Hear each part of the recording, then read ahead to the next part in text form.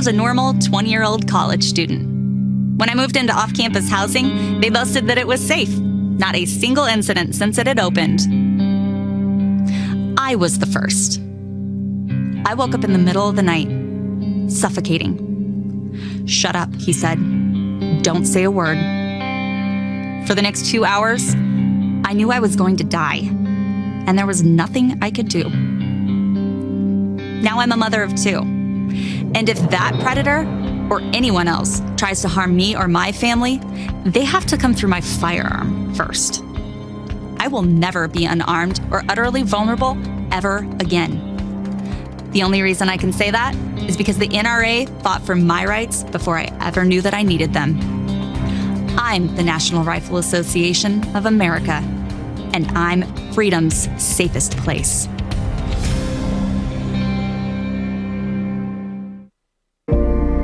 I want people to really take a hard look at their life and what they've gone through and what the people around them have gone through, and try to find the positive in what some people would consider bad things that happen. And so I hope that's what people do. They're encouraged by what I'm doing to then turn around and pay it forward to other people. There are a lot of things that you can't choose in your life. Obviously, I didn't choose for my accident to happen. I did not, ever ask to be in a wheelchair. But the one thing that I can choose every day is my attitude. And I think that that's something that people understand. And it seems like an easy thing to say, but it really is a choice. I mean, I have to wake up every single morning and choose to have a positive attitude, choose to get out and do the things that I love, and choose to try to encourage other people to do that. I went out on my first hunt. My husband was with me, and so I was actually able to harvest my first mule deer in 2009. Absolutely loved the experience. I loved everything about it. That was just kind of the starting point for me, and I have not stopped ever since. If you can be brave enough to learn lessons through an accident or injury or anything bad that happens, the rewards on the other side are not only amazing, but then to be able to turn that around and help other people, there's just nothing better than that at the end of the day, and it makes it so worth it.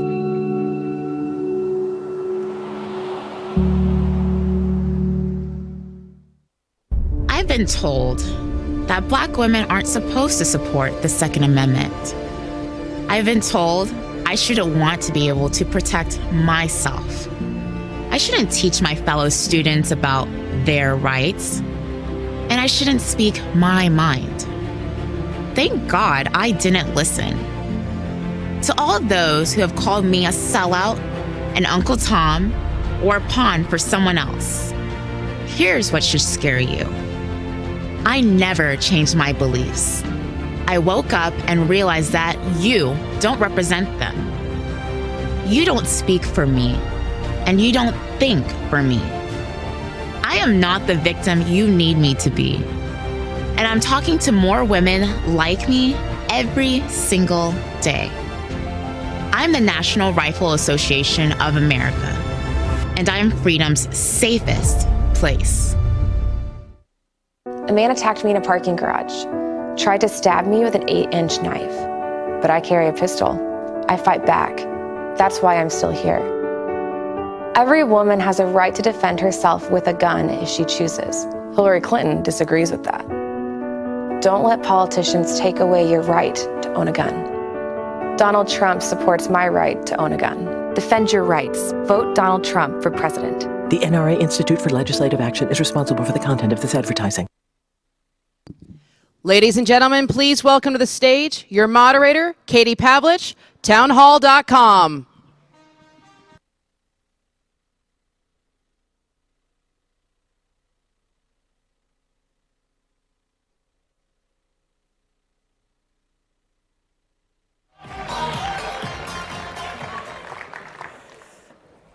Well, hello, CPAC 2017. We're so excited to be here with you today. My name is Katie Pavlich, editor for townhall.com, and you may have seen me also on Fox News. And today, I have the absolute privilege of sharing this stage with 4 incredible, empowered, gun-toting women. Liberals constantly cite the need for gun safety while also saying that we live in a rape culture. But in the real world, women often have to defend themselves, taking full advantage of their Second Amendment rights to do so. Today, we're going to look at real-world examples of using guns for self-defense. breaking down stereotypes involving women and guns, and talk about the ways that women can become active in protecting and defending their Second Amendment rights. Because after all, the old saying goes, God made man and God made woman, but Sam Colt made them equal. Women arming themselves all around the country is the new normal. And with that, let me introduce our panel. Kimberly Corbin is a mother, sexual assault survivor, and for the last 10 years, a fierce advocate for crime victims.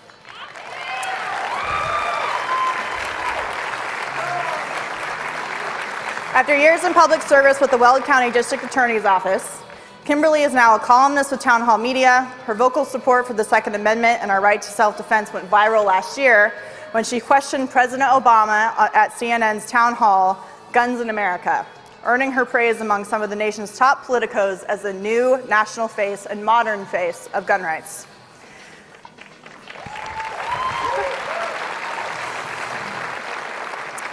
Ashlee Lon Dolph was a four-sport athlete when she suffered a spinal injury as a teenager. When she moved to Wyoming with her husband, Ashlee helped found the Wyoming Disabled Hunters organization. In 2013 and 2015, she was named Miss Wheelchair USA and is the author of A Redefined Life, which was published last year. Please welcome Ashlee Lundvall.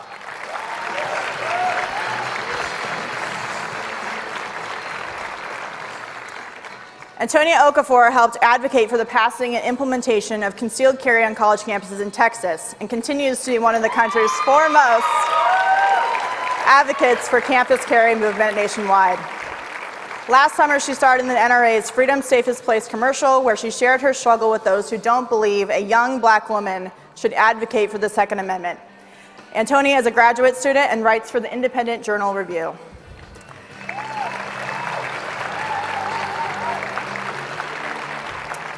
And last but certainly not least, Christie Macmaine is a 26-year-old attorney who was violently attacked last year while getting into her car after leaving her law firm in Louisville, Kentucky. Christie was able to save her life by shooting her knife-wielding attacker with her concealed firearm after a terrifying struggle.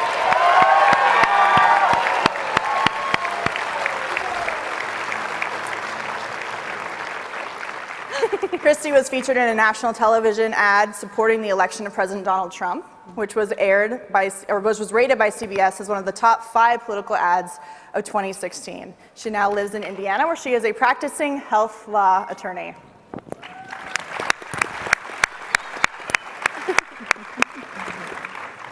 So to kick things off, I'm really excited about this particular panel because the women sitting here are so diverse in their experience, and every woman gets to their firearm in a different way.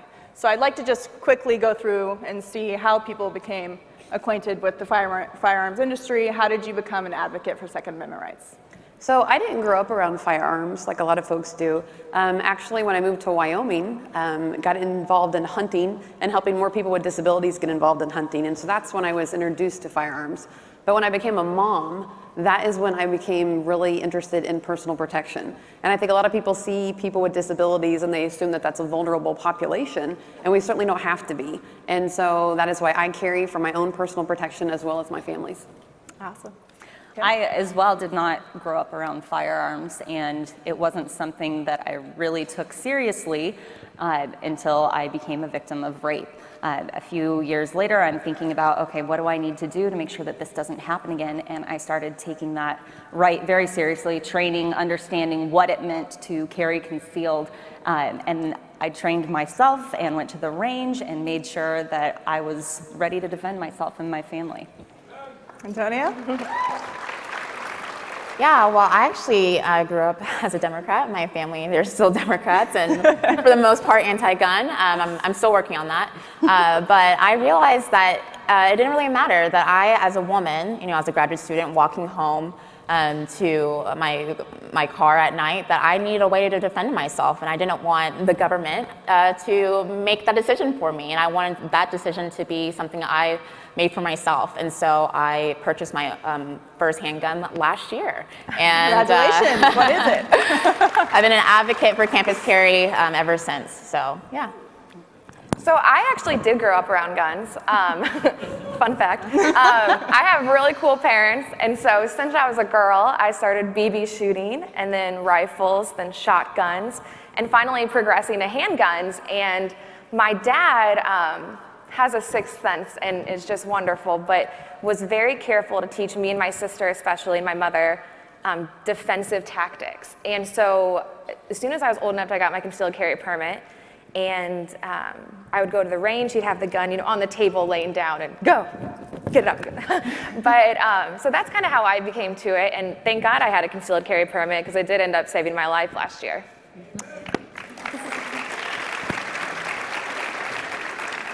We are very happy that you are here with us. And actually, there's a story that I'd like you two in the blue dresses. I was laughing when we came out for our panel because I should have done a color wheel like we do on Outnumbered because we're all wearing a similar color. But hey, we'll get over it. All right. Tell the story about how you decided to start regularly carrying a firearm as a result of her story. Yeah, it's a very full circle moment for me right now because I had just moved to Kentucky as a young lawyer. It was my first real job out of law school from Indiana. And Kim spoke to President Obama on January 8th, if I think. 7th. Oh, sorry. Okay. 8th is my daughter's birthday. Well, she was close to that. And I heard her speak, and I just remember, first of all, I very much disagreed with what the president said, but thinking how vulnerable I am as a single woman in a city.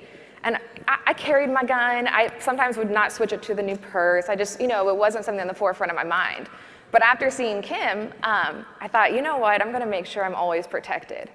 And I was attacked January 26th. Mm-hmm. So, I have goosebumps. So, yeah. We're forever linked. We met at the NRA annual meeting just last year, and she came up to me right after the video played. There was serious, ugly crying that happened. On Kim's behalf. But. Of course. So yeah, that ever since then, it's just been this incredible journey, and to see that the advocacy and the things that we say really do make a difference in people's lives, and I'm just lucky enough to have you here and have met you. Now, Antonia, you have been an incredible activist on campus in the state of Texas to make sure that college students aren't put into these vulnerable situations that these universities put them in. The funny thing about universities is they claim that you can't protect yourself, but then they do not provide proper means or resources to do the protecting that you need. So talk about kind of your advocacy. What inspired you to get involved in campus carry, and what was your biggest opposition in terms of the argument that was made against you? And one more thing, how do you combat this idea that professors and lawmakers will say, we can't have a bunch of drunk college students running around with firearms on campus? Yeah, because we're always inebriated, aren't we, guys? College students, you guys are inebriated right now, aren't you? Always. Ooh, that was maybe. Okay, maybe you guys, some of you guys are. Okay, never mind. Let me start with the first question. Yeah, the first, when I realized that I had the option really to advocate for something as a student, which a lot of us, people always wonder, well, students aren't involved in politics because most of the time they're not talking about things that involve them. Campus carry was something that involved me as a student, and I could actually make a difference in it. And so in 2015, I decided that I wasn't hearing the voice of the campus carry movement for the pro-campus carry side, particularly on college campuses. And so I decided, I'm gonna be that voice. I'm gonna be out there and I'm gonna fight for that because it's something that I, as a woman, it's important to me that I have that right to self-defense. That's always something that's been on the forefront. So, people talk about feminism. Well, how much more feminist can you get by talking about self-defense and advocating for that? And so I wanted other women to have that right. I want other students to have that right. We're not second-class citizens, and the Second Amendment shouldn't end just because the learning begins. Right. So that's why. And then when I come to the second question, I believe you're saying what was the biggest argument that was made against you, and how did you overcome this argument that students are too irresponsible? They're not, they're adults, but they're not really adults, as they would say. They're not adult enough to be really adulting and carrying firearms. So how did you not only combat that rhetorically, but how did you win that argument? Because you had so much success in the legislature there. Yeah, well, the biggest thing I would always get is that, well, how can you advocate for the Second Amendment? You're black. Don't you know that's racist? And I'd be like, well, yeah, I am black. But other than that, I would say that because I'm a minority, because I'm a woman, I'm black and young, I want that right for other minorities, especially to protect themselves from people who are going to harm them illegally. They didn't like that answer very much. But I think that's what it always came back to, is that the left will always bring that when they want to. They want to talk about racism and sexism, and unless you talk about something that they don't agree with, and then you're a racist and you're a sexist, even if you're a black and a woman. Yeah. So I use that against them a lot, and we use that to make sure we pass campus carry. So I'm proud to bring the fact that I'm not the typical gun owner, and to show that that's where the future is headed. Yeah, we're going to get back to self-defense in a minute, but I want to talk to Ashlee about her hunting experience, because I grew up hunting in Arizona with my dad, and my firearms journey starts shooting rifles with my father, and then as I moved away from home, getting into more self-defense as a single woman, just like you guys. So tell us about your organization, how you got into hunting, and how you can encourage other women with disabilities to really go for it and get into the sport. Sure. So I didn't grow up hunting either, and was very disconnected from where my food came from. And so when I moved to Wyoming and married a boy there, I didn't know that was kind of a prerequisite. They make sure you can shoot a gun before you get out there. But it was really interesting to me. I would have people come up to me and they would say, hey, we're thinking about starting this nonprofit organization that connects people with disabilities in the hunting community. And I thought, sure, I'll be able to help, but I like animals, so I don't hunt. And they were like, okay, well, do you eat meat? And I said, well, yeah, I eat meat. They're like, where do you think that comes from? And I'm like, oh, those animals die in retirement communities, surrounded by family and friends. It's a beautiful experience, Obviously, it was incredibly disconnected from where my food came from. And so just continued to educate myself and learn more about, people have been hunting for hundreds of years, and it's the way to get the best organic, this whole, farm to table movement. Hunters have been doing that for a long time. They're late to the party. Yeah, everybody else is late to the party. And so, and then I learned about the conservation efforts, and to know that hunters are the single largest group of conservationists in the world. And to see that women, yeah, absolutely, go hunters. We donate more money every year to conservation and to animal management and habitat management than any other group. And to see women starting to come up in that movement is amazing, because it gives you a sense of self-sufficiency. It's the best way to provide meat for your family. And it's just very empowering to see people get out and do things that they don't think their disability would ever allow them to do. Mm-hmm. And so I love hearing people say, I can't, because it gives me the opportunity to show them that they can. Yeah. And it's a really exciting time to be involved in that. And so I'm very proud to be a hunter and love to get people out doing it. Well, we love it too. She has camouflage wheels over here, so she's bringing some Wyoming to the DC area. We very much really fast. They disappear. Yeah. I want to go back to kind of the myths that are perpetuated. So the number one, the fastest growing demographic of gun owners in this country is women. This idea that it's only a man's sport, that men are the only ones, with all due respect, who own firearms or who use them as a hobby even, is changing very rapidly. The number one reason women cite for purchasing their first firearm is for self-defense. Mm-hmm. So we hear a whole lot, especially on college campuses, but in the media, which is the turf that I play in a lot, about mansplaining to women like us and women in the audience about why they don't need a handgun on campus, why they don't need a handgun in their purse when they go to the mall. I want you all to kind of talk about how you feel when you're told by anyone on the left, but in particular liberal men, what you should and should not do with your own safety. Oh gosh, I think when you're talking myths, the biggest thing that I combated was that if you are pro Second Amendment or pro gun or pro self-defense, then you are clearly just in favor of rapists as well, and you're endangering women, and that puts them at a greater risk.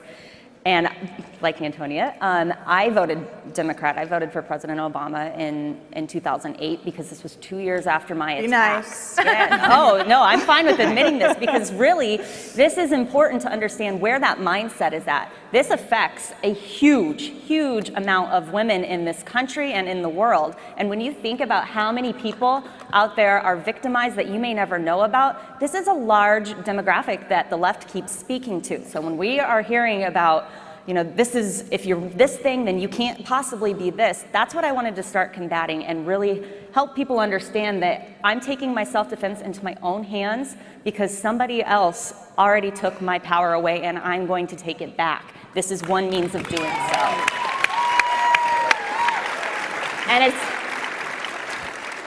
And it's clearly that victimhood type of thinking mentality that made me. She voted for Obama once in 2008. I voted for Obama twice. In 2012, I voted for Trump this time. So don't worry. It's exactly that reason, because of this victimization mentality and realizing that if I want real female empowerment, if I want to be able to protect myself and really have my future in my own hands, then yes, including a firearm is part of that equation. And other women, I think, are starting to hear that and starting to believe that because that's the reality of it. Well, and just look at us. I mean, they would love to make each one of us, for different reasons, into a victim and to stick us in a victim box and say, this is why you should vote this way. And we're here to say that's not actually the way that we have to think. So Christie, I wanted to ask you a more pointed question on this topic. You are a victim of a violent crime. A man tried to kill you. The reason why you are alive is because you had your handgun on you and were able to use it after a pretty serious struggle that you had to have reconstructive surgery over, I did. correct? Pretty severe, yeah. So how does it make you feel is a stupid question, but what is your response when people say that, well, it never happens. You never hear about people using a handgun for self-defense, so therefore nobody needs one. Or, well, it's only a few people, and therefore we shouldn't be proliferating the concealed carry message. You went through it, so how does it make you feel when they talk about people like you as if it's not really a big issue that we should be concerned about? I think, and I have never really been exposed to this, but there is this negative stigma around women, women who want to arm themselves in particular. And people would come to me and say, I really want to carry a gun. I'm really proud of what you've done, but you know. And I didn't know, and I'm glad I didn't know because I would wait for the rest of the sentence and it never came. But when people the most common thing I've had is, well, you're very highly trained. That's why you were able to access your gun. No, I mean, I would like to think so, but no, I can tell you right now I'm not. My attacker was less than an arm's length away from me. And he was on top of me, and when I finally shot him, was bearing the knife down to kill me. You don't have to be extremely highly trained. You just have to point and shoot at this mass in front of you.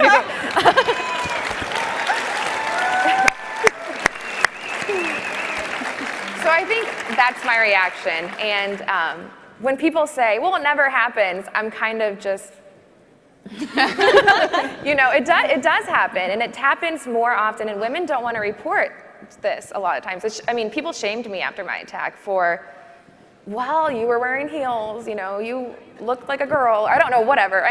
So we need to change that stigma. We need to let women know it's okay, it's prudent, it's legal, it's moral to carry a gun for your self-protection. And in fact, it could save your life because it saved mine. So as a follow-up question to that, there's all kinds of statistics that are put out by the FBI. How do you propose that people in this room who are active in their own communities, active in different arenas, go out and help people who are survivors of attacks like that to make sure that that doesn't happen? How can we help them get the help that they need, and rather than going through the it doesn't really matter stage? I think we need some education. I think it's not formal education, but I think we need to tell the stories. You guys are all welcome to say, I know this girl, but you can tell my story. This is something that actually happened to me. It happened to me less than a year and a half ago. It happened to me in January. we need to let people know, people like Kim, people like me, people like Ashlee, we carry guns and we're not scary and we're not going to use them when we get angry with you. But when the time comes, should we need to, we're going to use it to save our lives. Amen. And that's the conclusion. I think it was my life or using my gun in self-defense. Thank God my attacker survived. I'm actually very happy about that. But it was my life on the line that night. So I think that's the message. Once people realize, oh, there's another side to the gun debate. Guns can save lives too. Yeah.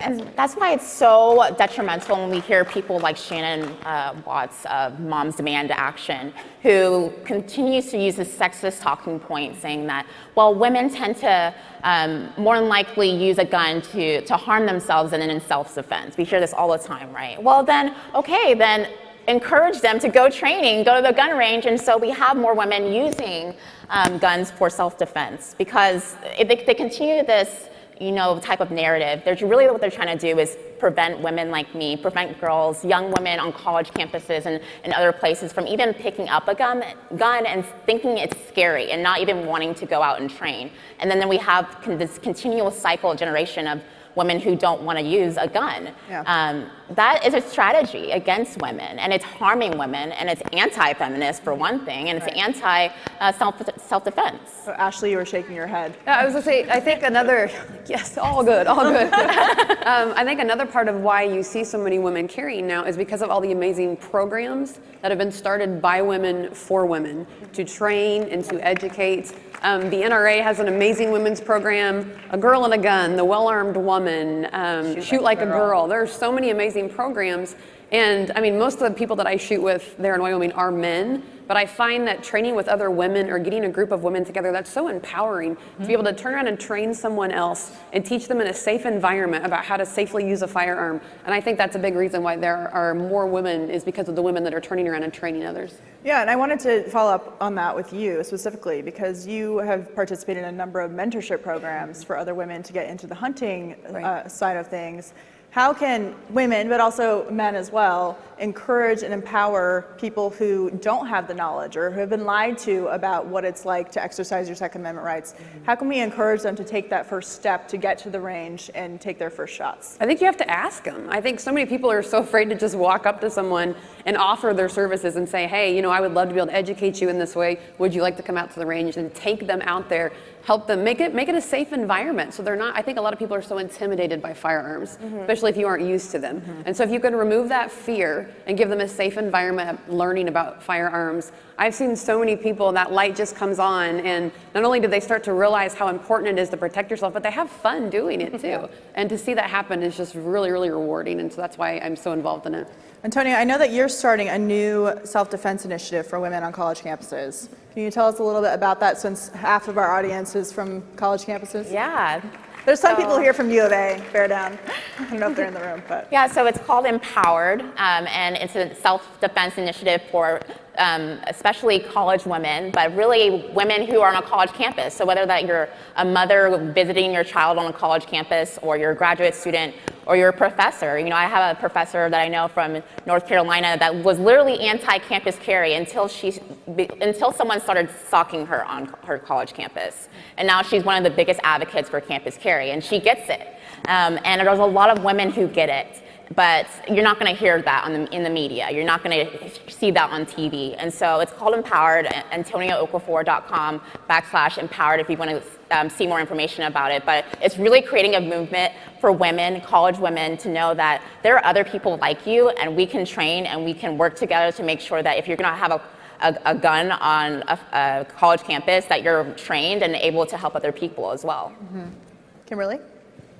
Yes. Your suggestions for empowering other women to get into the gun industry? So there's plenty. I think if you use your own story, it doesn't have to be tragic. It doesn't have to be something bad that has happened. But if you use your own life experiences and your own common sense, this is going to take a lot more women out to the range, out to learn a little bit more about it. I think the same as what Ashlee was saying. If you remove that fear and that curiosity and replace it with education, that in and of itself is going to make a better firearms community and a better community in general. That's the crux of the feminist movement, right? We want women to be educated and empowered and feel like they can do anything and watch them do it. And we're doing it, and we're being shamed for it. I'm a mom, I demand action, but I know that that action has to come from myself. I can't rely on legislators or the general public with the good in their heart to not harm me. I want to be ready for that, and hopefully I never have to use it like Christie did. But it's just a different way of looking at things, but use your own common sense in your own story, because that's the most important voice that you have. One myth that I want to talk about is this idea that a talking point is that people who carry firearms are just looking for a fight. They're just looking to shoot someone. Christie, can you talk about that a little bit? Yeah. You didn't go into the work that no. day wanting to have to do what you did. No, my story, my attack started when I was walking out of my law firm to my car. A man tracked me, stalked me. There's video of it. We rode an elevator together, and then I was on this elevator, and I got just the creepiest feeling. And there was nothing threatening about my attacker. There was no outward reason. He wasn't acting strange. I just didn't feel right. I actually ran to my car because my first thought was, get out of here. You need to escape. You need to keep yourself safe. So I was getting into my car when I was body tackled. I was pulling my left leg in. I fought like hell. I broke. Oh, yeah, you did.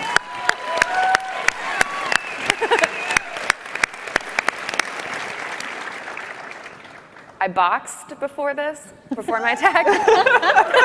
My boxing bags were in the back seat, or my boxing gloves. But I broke all 10 of my nails off, bleeding from scratching, from kicking. I kicked my keys out of the ignition thinking he was gonna take me.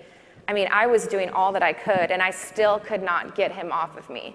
And so it wasn't thinking, oh, this man's here, I'm gonna make sure I have my gun. It was, oh my gosh, I'm out of options. Mm-hmm. And he's gonna kill me. And he was telling me he's kidnapping me, and that's why I grabbed my gun. It wasn't because I was creeped out. No, it was because my life was in immediate danger, and I had to do something about it. So switching gears, I want to go to you again. You agreed to do this ad for in support of Donald Trump during the election. Yes. It was one of the most widely played ads of the election. It was a highly contested election, one of the most watched in recent memory. Why did you think it was so important to talk about your experience in support of the president and his election? Yeah, it was a big decision for me to do that. I was an anonymous little lawyer from the Midwest. I mean, I was very content to keep to myself, but as a lawyer, it's all about the Supreme Court for me, this election. And I knew, and we have protected it. I knew how narrow of a margin there was saving our Second Amendment rights. I think my Second Amendment rights are just as important as my First Amendment rights. Mm-hmm. And I knew that President Trump there is potentially room for 2 or 3 more justices throughout his presidency on the Supreme Court. And so I felt a duty to myself, to you guys, to everyone here, to my family, to fight for that. And I think I did. And for the rest of my life, my Second Amendment rights are. Thank you. We're running out of time, unfortunately, but I want to talk about, in our closing remarks, we are now on offense in the gun community. We have a president who is supportive of the Second Amendment. The House and the Senate are supportive of the Second Amendment. National reciprocity is something that's been on Capitol Hill for a number of years now. The Hearing Protection Act for deregulating suppressors is something that could move forward here in the next couple of years. But now that gun activists have some power to do some things, what would each of you like to see, whether it's in the hunting community, whether it's with federal land or regulations, or in terms of national reciprocity or other initiatives that each of you think that we should be advocating for, and something that people in this room can go home and go to their local representative and encourage them to do X, Y, and Z. So we'll start with you mentioned the Hearing Protection Act, and that's something I've been following for a long time and hopefully will be signed soon. And a lot of people think it's just about hearing, and obviously that's something that we want to protect. But at the same time, it takes a lot of the recoil out of the firearm too. And I was teasing earlier, I'm on blood thinner, and so if I have a hard recoil and I mess up my shoulder, I just go in a circle all day long. It's not good. So, I mean, a lot of people don't think about the other aspects of, you know, when you're hunting and things like that. And so that's something that I'm looking forward to hopefully seeing signed soon, so that not only we can protect our hearing, but we've got that extra suppression that will be invaluable to hunters with disabilities. Kimberly? I definitely think that the national reciprocity is it's key, because crime doesn't stop at state lines, nor should my rights given to us by the Constitution. I think when it comes to self-defense, the fact that I can carry on this side of the line and not this one is not making this a safe space. And I am a huge fan of safe spaces because I create them everywhere I go when I carry concealed. I think I'd love to see that made available to everyone in this country, just like our founding fathers wanted. Tonya? Well, to piggyback off the safe spaces, yeah, I definitely don't want to see any more gun-free zones, and that's including college campuses. We have rights, just like everybody off campus, and I think it would be great to have President Trump just be an advocate for that and to stand up and help us, because we're fighting state by state, and there are bills out there already, but if we're not careful, those people who claim to be Republicans, who claim to be conservatives, will make sure that they don't go through. So we need the advocacy of our president and our legislators as well. Absolutely. I completely agree with everybody, and period. No, Kim and I unfortunately can attest to this, but you can become a victim of violence at anywhere, at any time. And therefore, I should be able to save my own life anywhere, anytime. Yeah. All right. And with that, I think that we will end. Thank you, everybody, so much for coming, and enjoy the rest of your weekend. Thank you. Thank you.